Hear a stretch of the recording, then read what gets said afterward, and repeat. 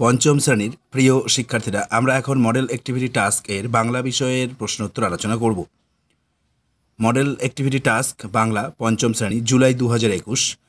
1 নম্বর, একটি বাক্যে উত্তর দাও। 1.1 আয়রে ছুটে ছোট্টরা, ছোটদের কেন ছুটে আসতে হবে?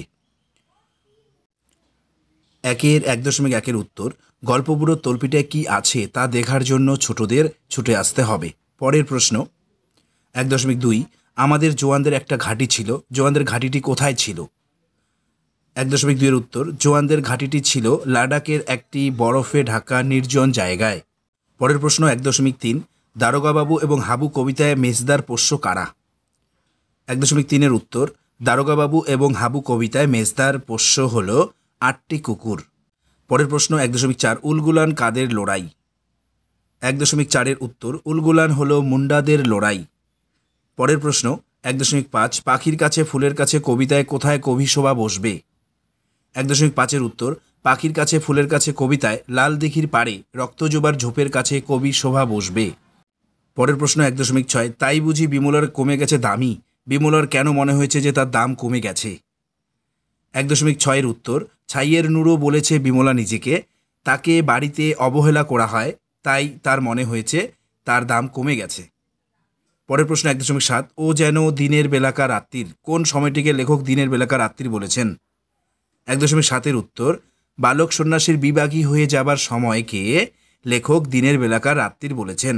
পরের প্রশ্ন 2 নিজের ভাষায় উত্তর দাও। 2.1 গল্পবুড়ো কবিতায় রূপকথার কোন কোন প্রসঙ্গ উল্লিখিত হয়েছে?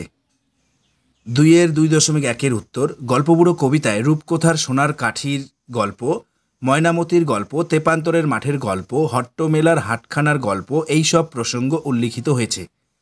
পরের প্রশ্ন 2.2 এমনি করে সারা শীত দেখতে দেখতে কেটে গেল, জওয়ানদের সেই শীতকাল যাপনের কথা কিভাবে বুনো হাঁস গল্পে ফুটে উঠেছে? 2.2 উত্তর, বুনো হাঁস দুটির দেখাশোনা করা জওয়ানদের নিত্যকর্ম হয়ে উঠল। দুটি হাঁসেই শীতে জওয়ানদের তাঁবুতে থেকে গেল। একটি হাঁসের জখম ডানা সারল, সে একটু একটু করে উঠতে চেষ্টা করল, কিন্তু বারবার পড়ে যেত। এমনি করে জওয়ানদের সারা শীত দেখতে দেখতে কেটে গেল। পরের প্রশ্ন 2.3 নালিশ আমার মন দিয়ে খুব শুনুন বড়বাবু, থানায় বড়বাবুর কাছে হাবু কি কি নালিশ জানিয়েছিল? 2.3 উত্তর, হাবুরা একই বাড়িতে 4 ভাই বাস করত। 3 দাদার 3 ধরনের পোষ্য পোষার শখ ছিল। বর্দা পুষত বেড়াল, তার সংখ্যা ছিল 7।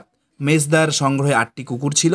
শেষদার ছিল 10টা ছাগল, সেগুলি ঘরে বাঁধা থাকত। তাদের গন্ধে হাবুর প্রাণ যায় যায় হয়ে গিয়েছিল। এর একটি বিহিত করার জন্য হাবু বড়বাবুর কাছে নালিশ জানিয়েছিল। পরের প্রশ্ন 2.4 এতোয়াকে দেখলে মনে হয় দুরন্ত এক বাচ্চা ঘোড়া, উদ্ধৃতিটির আলোকে এতোয়ার কাজকর্মের পরিচয় দাও। 2.4 উত্তর, এতোয়াকে দেখলে মনে হয় দুরন্ত এক বাচ্চা ঘোড়া, এখন এই লাফিয়ে উঠে দৌড় লাগাবে। বয়স তো মোটে 10, সব দিকে ওর নজর থাকে।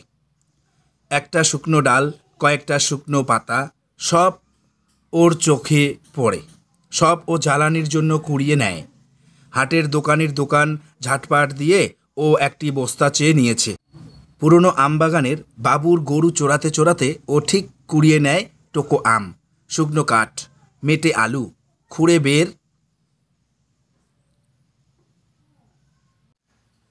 বের করে মাটি থেকে। মোজা পুকুরের পাড় থেকে তোলে শাক, সব চলে যায় ওর বস্তায়। তারপর গরু নিয়ে ও ডুলং পেরিয়ে চড়ে ওঠে। ঘন সবুজ ঘাস বনে গরু মোষ ছেড়ে দেয়। এবার ও দৌড় মারে চরের মাঝে সুবর্ণরেখা যেখানে সরু, বাঁশে বোনা জালটা পাতে সেখানে।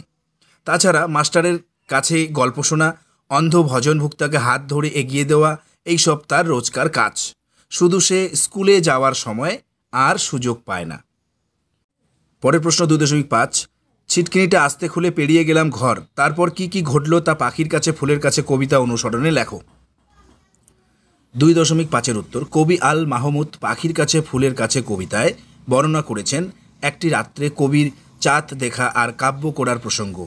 একদিন তিনি রাত্রিবেলায় ছিটকিনি খুলে ধীরে ধীরে বাড়ির বাইরে বেরিয়ে এসে দেখলেন গোল গোল চাঁদ। ক্ষত শহর তখন কাঁপছে। লাল দিঘির পাড়ে জোনাকিদের শোভা বসেছে। কবিকে দেখে দিঘির কালো জল পদ্য করবার জন্য অনুরোধ করছে। কবিও তাদের সঙ্গে সারা রাত জেগে কাব্য করছেন। রক্তজোবার ঝোপের কাছে বসেছে এই আসর। কাব্যের আসরে কবি ফুলের কাছে, পাখির কাছে নিজের মনের কথা খুলে প্রকাশ করেছেন। পরের প্রশ্ন 2.6 বিমলার অভিমান কবিতা অনুসরণে বিমলার অভিমানের কারণ বিশ্লেষণ করো। 2.6 উত্তর, বিমলার অভিমান করার কারণ তার কপালে যে ক্ষীরের অংশ জোটে তার পরিমাণ যৎসামান্য। সকালে পূজার ফুল আনার সময় দুরন্ত খোকাকে সামলানোর সময় তার ডাক পড়ে। ছাগল নটেগাছ খেয়ে মুরলে তাকে দৌড়ে গিয়ে ছাগল তাড়াতে হয়। দাদা খেতে বসলে পাতে নুন দেওয়ার ডাক পড়ে। সব ফরমাস পালন করে বিমলা, কিন্তু খাবার সময় বিমলার দাদা আর ভাই অবু খাবারের বেশিরভাগটাই পায়। ছাইয়ের নুরোর মতো অবস্থা হয় বিমলার, তাই বিমলার মনে হয় কাজের সময় বিমলার ডাক পড়ে শুধু। পরের প্রশ্ন 2.7 ছাদটা ছিল আমার কেতাবে পড়া মরুভূমি। ছেলেবেলার রচনাংশে ছাদের প্রসঙ্গটি লেখক কিভাবে স্মরণ করেছেন। 2.7 উত্তর, বালক রবির জীবনে বাইরের খোলা ছাদটাই ছিল প্রধান ছুটির দেশ। ছোট থেকে বড় নানাভাবে নানা দিকগুলি ওই ছাদে তার বয়ে চলেছে। তার পিতা এলে তেতালার ঘরে থাকতেন, কিন্তু বেশিরভাগ সময়ই তিনি বাড়ির বাইরে পাহাড়ে পর্বতে কাটাতেন। লুকিয়ে বালক রবি ছাদে যেত। একলা বসে দেখত রাঙ্গা হয়ে আসা রোদ, চিলের উড়ে যাওয়া, কানে আসতো চুড়িওয়ালার হাঁক। এই ছাদেই সে আবিষ্কার করে মরুদ্যান, আর সেই জলেই স্নান করে তিনি স্বাভাবিক হন। এভাবে লেখক ছাদের প্রসঙ্গটি স্মরণ করেছেন। পরের প্রশ্ন 3 নির্দেশ অনুসারে নিচের প্রশ্নগুলো উত্তর দাও। 3.1 সন্ধি করো। প্রথম রয়েছে মিশিযোগ কালো, এতযোগ দিন, বড়যোগ ঠাকুর, সৎযোগ গ্রন্থ, দিকযোগ নির্ণয়। এই প্রশ্নগুলির উত্তর আমরা করব। 3 3.1 3.2 এইভাবে রয়েছে। 3.3 3.4 মিশি যোগ কালো, মিশ কালো, এত যোগ দিন, এত দিন, বড় যোগ ঠাকুর, বট ঠাকুর, সৎ যোগ গ্রন্থ, সৎ গ্রন্থ, দিক যোগ নির্ণয়, দিক নির্ণয়। পরের প্রশ্ন 3.2 নিচের পদগুলি ব্যঞ্জন সন্ধির কোন কোন নিয়ম মেনে বদ্ধ হয়েছে লেখো। এখানেও তাই, প্রচ্ছদ, প্রাগৈতিহাসিক, সদিচ্ছা, বিদ্যুৎ বেগ পদ্ধতি, এই প্রশ্নগুলির উত্তর আমরা লিখব। 3.2 উত্তর 3.21 উত্তর প্রচ্ছদ, প্রযোগ ছদ, এখানে ছ বদলে চয় ছ হয়ে বদ্ধ হয়েছে। 3.2.2 উত্তর প্রাগৈতিহাসিক, প্রাক যোগ ঐতিহাসিক, এখানে ক পাল্টে গ হয়ে ওই এর সঙ্গে মিলে বদ্ধ হয়েছে। 3.2.3 উত্তর সদিচ্ছা, সৎ যোগ ইচ্ছা, এখানে বর্গের প্রথম ধ্বনির পরে স্বরধ্বনি থাকায় প্রথম ধ্বনিটি ঘোষী ভবনের ফলে বর্গের তৃতীয় ধ্বনির রূপ নিয়ে বদ্ধ হয়েছে। পরের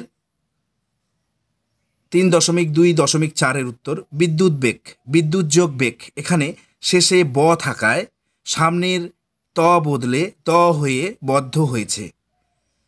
পরের 3.2.5 উত্তর পদ্ধতি, পথ যোগ হতি, এখানে দ ও হ দুইয়ে মিলে দয়ধর চেহারা নিয়ে বদ্ধ হয়েছে।